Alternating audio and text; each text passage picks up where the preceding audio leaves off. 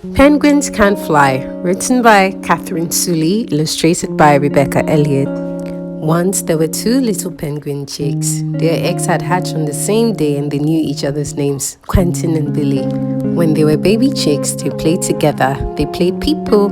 They called each other silly names, Tintin, Chilly Billy. As the young chicks grew up, their games changed. Billy liked playing hide and seek, but it was a bit rough for Quentin.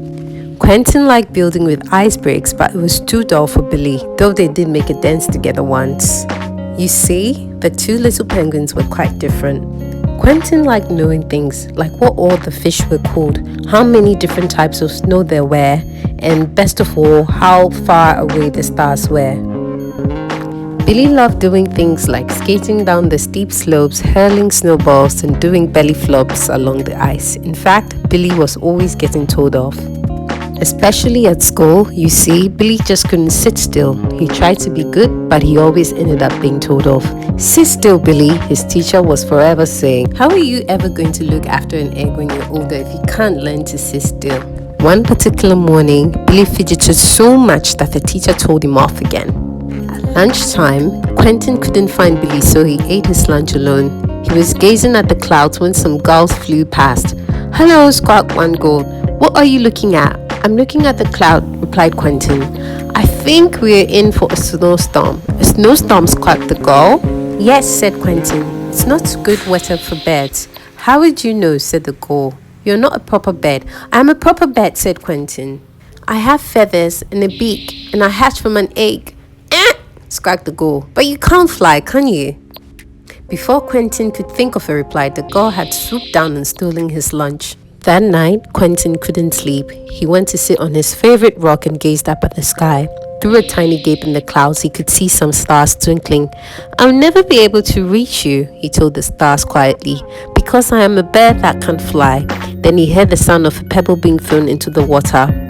"Who's there?" asked Quentin. "It's me, Billy," Billy replied. "Oh, couldn't you sleep either?" asked Quentin. "I'm going away," said Billy. "I'm fed up with being told off." "I wouldn't do that if I were you," said Quentin. "I think we are in for a snowstorm," but there was no reply. Billy had gone. Quentin was right. The next day, there was the most terrific snowstorm. You could barely see your flipper in front of your eyes. Everyone huddled together for warmth. All day, the wind howled and the snow fell. That evening, Quentin heard a voice calling, "Billy! Billy!" It was Billy's mom. "Have you seen Billy?" No one could think where he could be, except for Quentin. Quentin set off right away. It was dark, but Quentin found his way by looking at the stars. At last, he came to the den that he and Billy had built when they were chicks. "Billy, are you there?" asked Quentin. "Yes," shivered Billy. "Your mom's worried about you," said Quentin. "Is she?" asked Billy. "Okay, I'll come home." The two friends walked home together. "You were right about the snowstorm," said Billy, and Quentin told Billy about the gulls. "Of course we are proper birds," said Billy. "We just swim instead of flying." "I'm not sure I'll be able to swim," said Quentin. "Wait until we start swimming lessons," said Billy. "It's going to be great."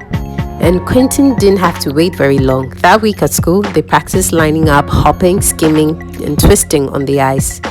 Billy had a great time and didn't get into trouble once. In fact, the teacher said, "Well done, Billy," several times. So when it was time to take their first dive, Quentin wasn't looking forward to it.